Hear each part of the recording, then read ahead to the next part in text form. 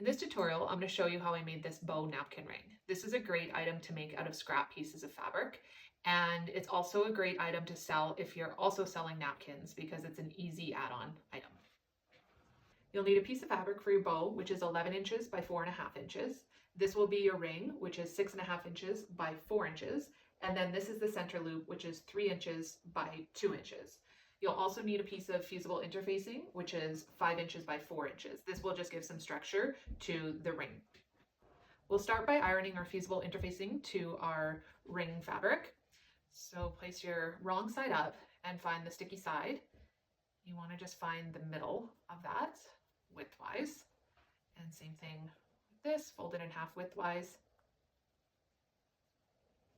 And then just line those creases up and press it into place.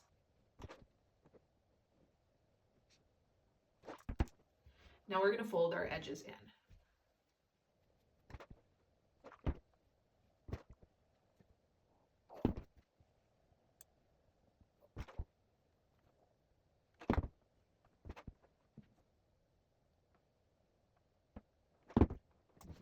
Now you can top stitch about 1/8 of an inch away from both edges.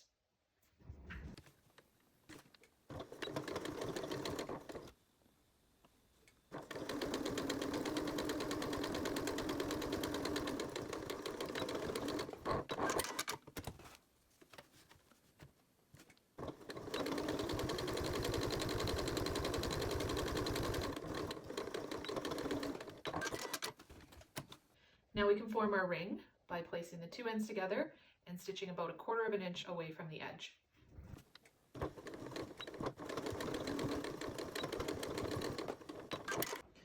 Now we have our loop, and the reason that we don't have our fusible interfacing all the way to the ends is so that when we create that bow, it's nice and soft so we can pinch that top together.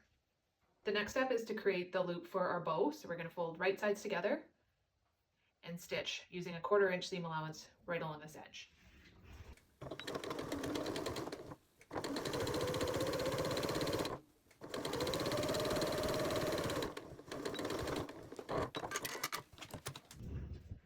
Press that seam open and then we'll turn it right side out.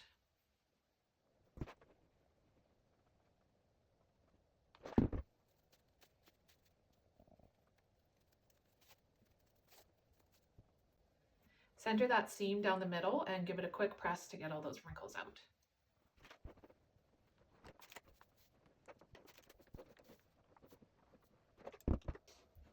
The next step is to sew your bow piece to your ring piece, and we want to see the seam on the outside, and you want to center that seam with the center of your ring and line up the raw edges. And then you're going to stitch from one end to the other using 1/4 inch seam allowance.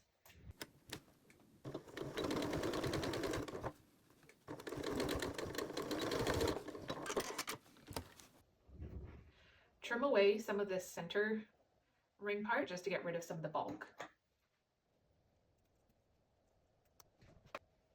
Now we can sew our bow. So we'll flip that right side over, and I like to start with the bottom by just hiding these raw edges and folding that in so it's the same width as our ring, and then kind of pinching those pieces together and then hand stitching that into place.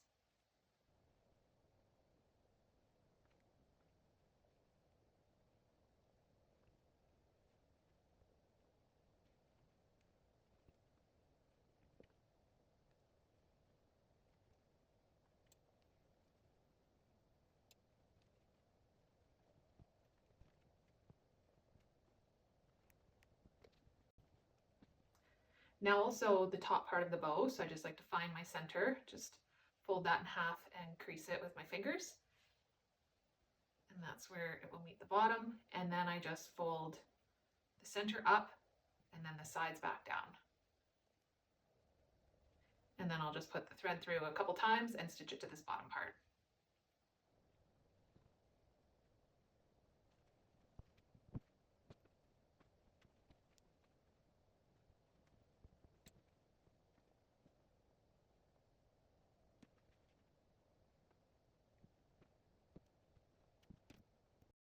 The next step is to create our center loop for the bow.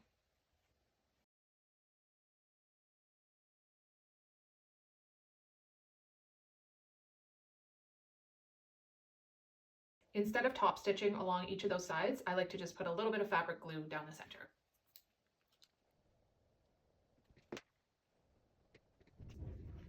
Once your glue is dry, you can wrap this around your bow, and the easiest way to do this is to off-center it so you can sew on the other side of all of this bulk. So you want to try and stitch as close to the bow as you can without catching the bow.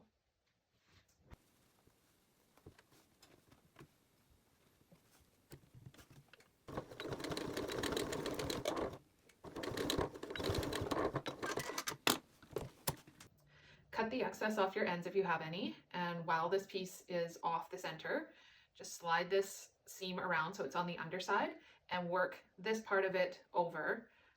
So we flip it so that our seam will be on the inside. And it helps if you work the top part over first and get your seam under last. You can also use a point turner to get those last little bits flipped over.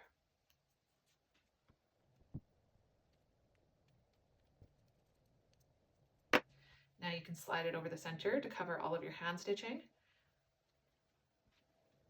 And then just use a dab of glue to hold this in place.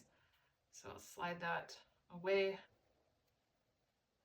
find the center and put a good dab of glue in there.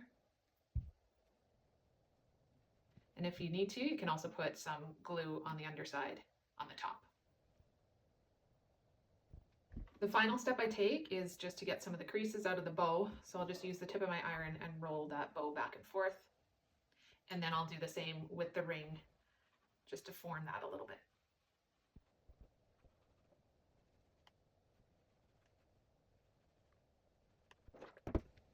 And there's your finished napkin ring.